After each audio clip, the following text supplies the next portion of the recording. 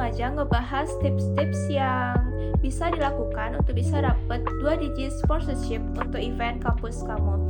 Ini beberapa tips yang aku lakukan selama ngehandle beberapa event kampus sebagai sponsorship atau public relations. Dan di sini aku sambil baca aja karena supaya poin-poin pentingnya tuh nggak kelewatan. Oke, tips yang pertama. Tips yang pertama yaitu buat proposal yang match dengan konsep acara kamu. Kenapa sih kita mesti buat proposal yang sesuai dengan konsep acara kita? Karena di saat brand baca proposal kamu, mereka bakalan lebih mencari tahu tentang event yang kamu buat. Jadinya penting banget untuk bisa buat proposal yang sesuai dengan konsep acara supaya bisa ngebangun trust dan juga legacy dari event kamu.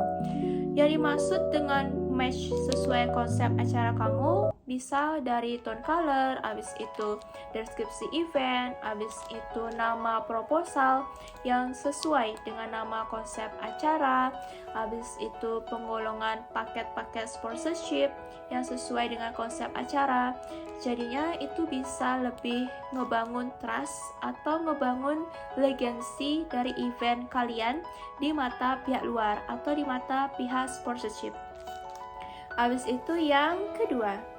Yang kedua itu list down sponsor yang sesuai dengan konsep acara kalian. Kita tahu banget nih kalau misalnya banyak banget brand atau sponsorship di luar sana. Namun dari sebegitu banyaknya brand, tidak semua brand bakal bisa mendukung event kamu. Karena memang setiap brand itu punya target marketnya sendiri-sendiri. Jadinya penting bagi kita sebagai tim sponsorship, humas, PR atau bahasa kerennya tim marketing. Jadinya perlu pinter-pinter untuk memfilter, habis itu memilah dan juga memilih sponsor atau brand-brand yang sesuai dengan konsep acara kita. Jadinya itu penting banget untuk bisa nge-list down sponsor yang sesuai dengan konsep acara kalian. Contoh aja nih, saat itu aku nge-handle event kampus, yang dimana event kampusnya itu acara ospek lah sejenisnya. Dari acara ospek itu kan kegiatannya kebanyakan di luar ruangan atau kegiatan outdoor lah. Jadinya dari kegiatan outdoor itu aku bersama timku meliston beberapa sponsorship yang cocok dengan konsep acaranya itu. Karena kegiatannya kebanyakan di luar ruangan, jadinya kita nyari brand yang bisa match atau sesuai dengan acara itu. Karena aktivitasnya di luar ruangan, otomatis kan secara logika kita berpikir kayak nyari brand yang bisa melindungi kulit atau melindungi kesehatan tubuh selama beraktivitas di luar ruangan. Gitu kan konsep secara logikanya.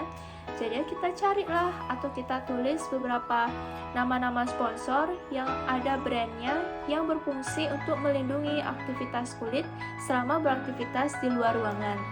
Dan itu, dari kita nge-list down sponsor itu, kita bisa dapat sponsor itu dengan mudah. Jadinya penting banget buat teman-teman nge-list down sponsor yang sesuai dengan konsep acara. Selain mempermudah kerjaan kalian, itu juga bisa mempermudah kalian bisa dapat sponsor dengan easy busy lah istilahnya. Habis itu yang ketiga. Yang ketiga yaitu value proposition event. Apa sih yang dimaksud dengan value proposition event? Value proposition event secara simpelnya yaitu hal unik atau hal yang beda dari event kalian dibandingkan dengan event-event lainnya. Kalau misalnya di dalam bisnis itu istilahnya tuh kayak value propositions itu sama juga, tapi di sponsorship itu kayak ya mirip-mirip lah kayak bisnis. Intinya hal yang unik, hal yang beda dari event kalian. Nah, aku langsung kasih contoh aja biar gampang digambarkan. Nah, misalnya misalnya ada acara ospek nih di kampus kamu. Dan kebetulan di kampusnya aku itu acara ospeknya itu eventnya membawa harta karun wajib yang dimana setiap mahasiswa dan mahasiswi mesti membeli barang wajib tersebut. Nah, dari hal tersebut itu sebenarnya hal unik atau hal yang berbeda dari event-event yang ada di kampus.